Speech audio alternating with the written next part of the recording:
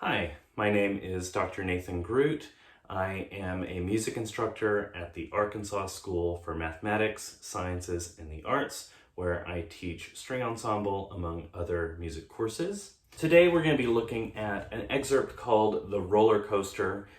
This is from the Arkansas South Region Orchestra Junior High String Audition Materials from Set 1, which is for the year 2023. All right, first I'm going to start out just by playing the excerpt and then we'll talk about it a little bit.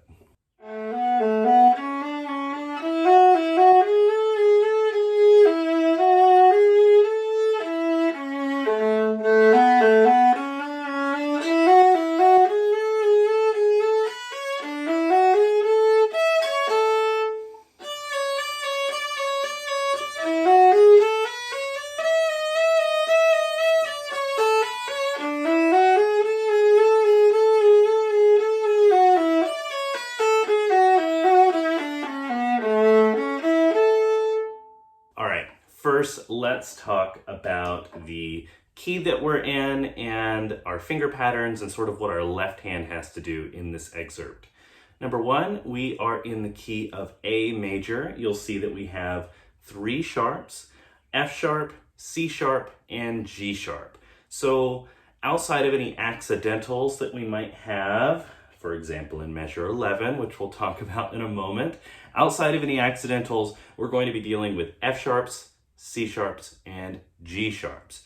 So let's talk a little bit about what this means for our left hand. Now, if we were on the C string, it would affect us quite a bit in terms of like a low 1 and a finger pattern that looks like this. Now, thankfully for us, we're not actually on the C string anywhere in this excerpt. This excerpt is exclusively on our G, D, and A strings, which makes things a little bit easier for us. So let's take a look at that G string. If we had an open G, which we don't, it would be a low 1, but we don't have to worry too much about that. So let's think about the finger pattern starting in first position with our first finger on an A, 1, 2, high 3, 4. So that's going to be a 3-4 finger pattern on the G string. First finger on A, a whole step above that is our B, a whole step above B is C sharp, and then C sharp to D is a half step. That's where our 3-4 comes in. Now let's talk about the D string. We have D open, E first finger, F sharp second finger, that's going to be a whole step, G sharp third finger, and A. So this is going to be the exact same finger pattern on the D string, a 3-4 finger pattern. E, F sharp, G sharp, and A on our 4th finger. Next, let's talk about the A string. This is going to be a little bit different. We have open A, B, C sharp, D natural most of the time, and E. This is going to be a 2-3 finger pattern. So just to recap, G string, 3-4, D string, 3-4, A string, 2-3.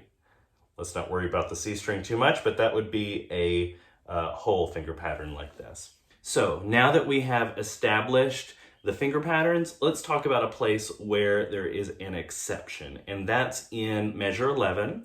Measure 11 is probably going to be your trickiest measure, so this is one you might want to isolate and work on. Let me start just by playing measure 11. Let's get into that a little bit, so I'm going to try it for measure 10.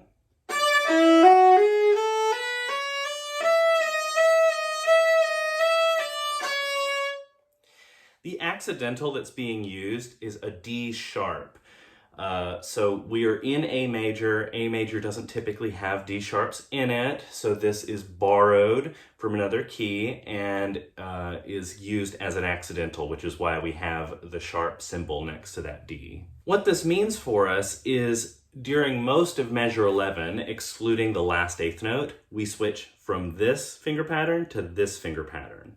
So this means we have to have a little bit of a mobile 3rd finger during measure 10, 11, and 12. Having a finger that's having to move between a natural and a sharp can be a little bit tricky for intonation. It can make it seem like maybe our hand frame is getting a little messed up, especially when we have these things under slurs that are maybe going by a little bit fast. One way to help with that is to try your best to keep your other fingers down. So let's go back to measure 10. We have our D natural third finger, so we're still in this finger pattern. I'm just going to use single bows. High 3. You can use a 4 here or an open. So that was measure 10. So at the end of measure 10, we have our third finger down. At the beginning of measure 11, we're going to put our fourth finger down. Now, this fourth finger is going to be really important in transitioning us from measure 10 to measure 11, because we're going to use the fourth finger to find our D sharp. So our D was here, and here's our E. From D natural to E is a whole step. From D sharp to E is a half step. So that means we're just going to bring this third finger up to meet our fourth finger, and then we're ready with that D sharp. We don't have to think about the placement of the D sharp as long as our fourth finger E is in the correct location and stays down. And then we have a D natural. Now, what's going to help us find this D natural is kind of similar to how we found the E natural. We need that C sharp to stick around. The same C sharp we played in measure 10. So we played that C sharp. We're going to need that one to stick around. Here we're going to use our second finger here, and we're going to bring our third finger back to meet it. That way we're not guessing as to where that third finger is, because we know it's just a half step above the C sharp. So let me play this again really slowly from 10.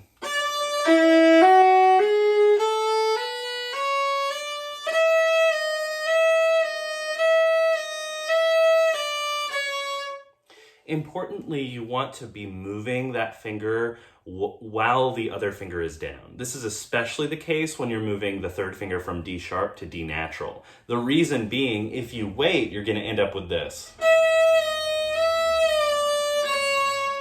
We don't want to hear that slide. We want it to sound as if you're playing keys on a piano. So you're going to be playing E, D sharp, E.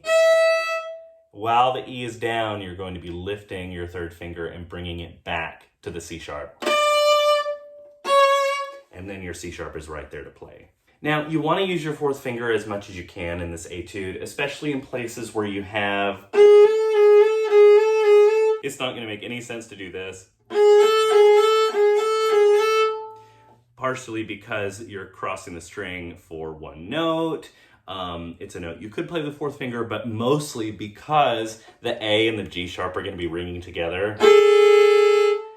It's not quite that kind of piece where we want that interval to be played simultaneously. So use a high 3 and a 4 wherever you can. Now, if you're thinking, I don't really like using my fourth finger, it feels a little bit weak, I'm not a big fan of it, you're not alone. Our fourth fingers are much shorter than our other fingers, and they tend to be a little bit weaker. These are little muscles. It takes a while to build them up. If you're finding that it's really effortful to get that fourth finger there, it just means that you just need a little bit more practice and to build that muscle just a little bit more. I would recommend using little exercises each day, something like this.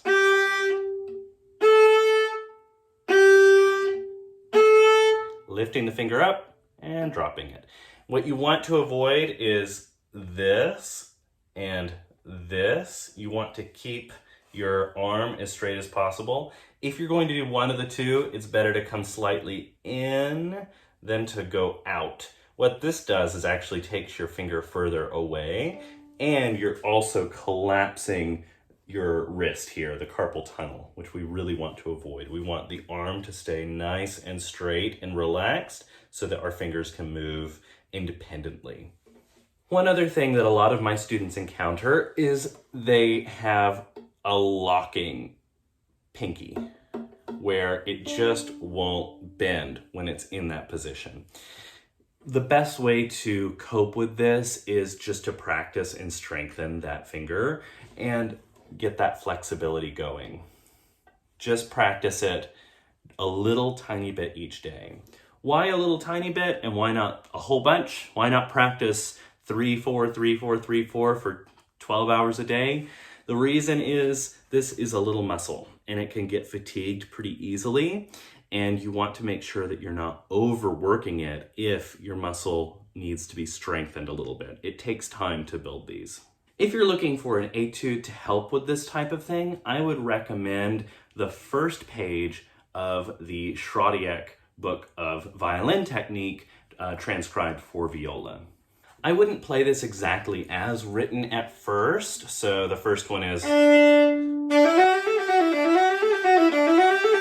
just goes on and on. For you, if you're looking to just build strength, I would go nice and slowly.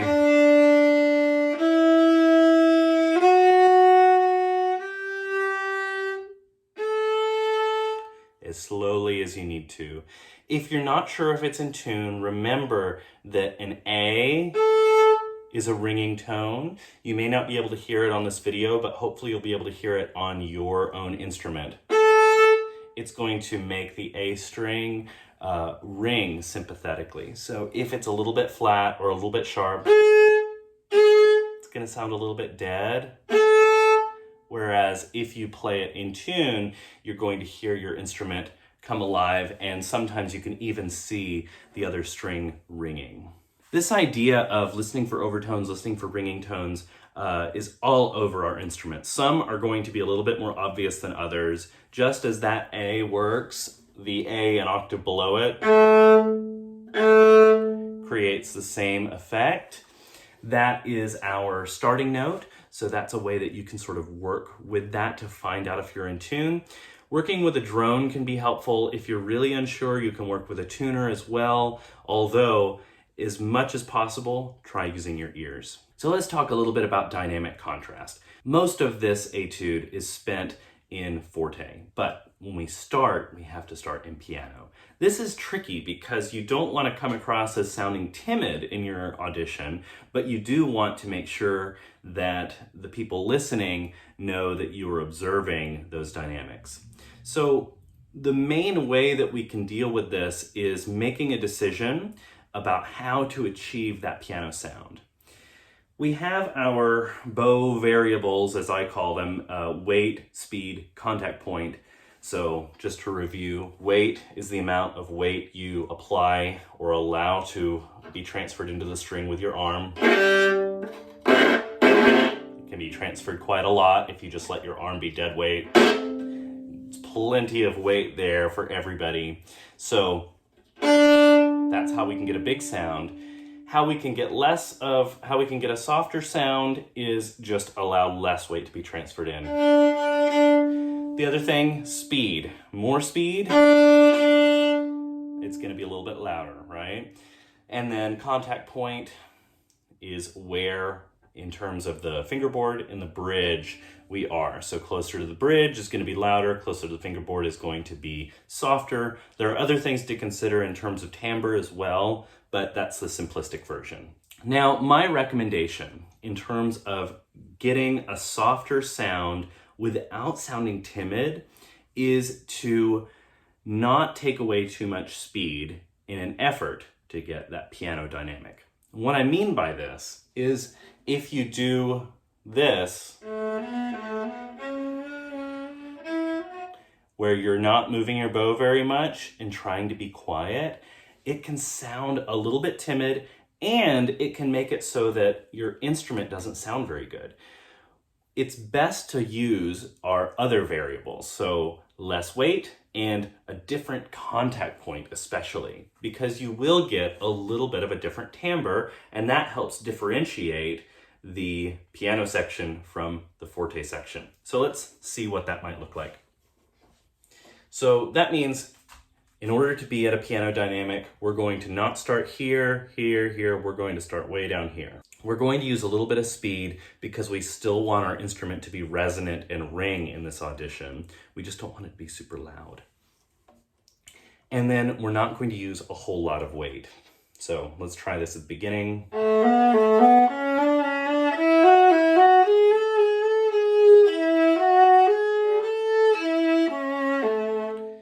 So we're using that, it's still ringing, but it's not a super loud sound. It's sort of covered in a way because we're down near the fingerboard, sort of in soltasto area. Now, as you play these last two quarter notes, we're gonna want to bring this bow up here, apply more weight, and use just as much, if not more speed.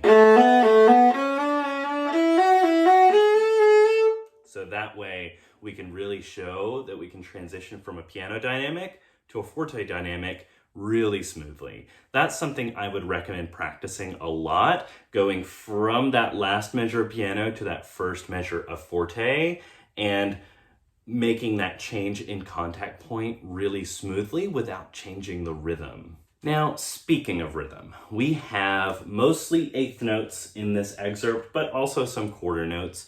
I would recommend starting this out nice and slowly so you can work on things like dynamic contrast and fingerings and intonation. Don't try starting too fast, but do make sure that your rhythm is accurate.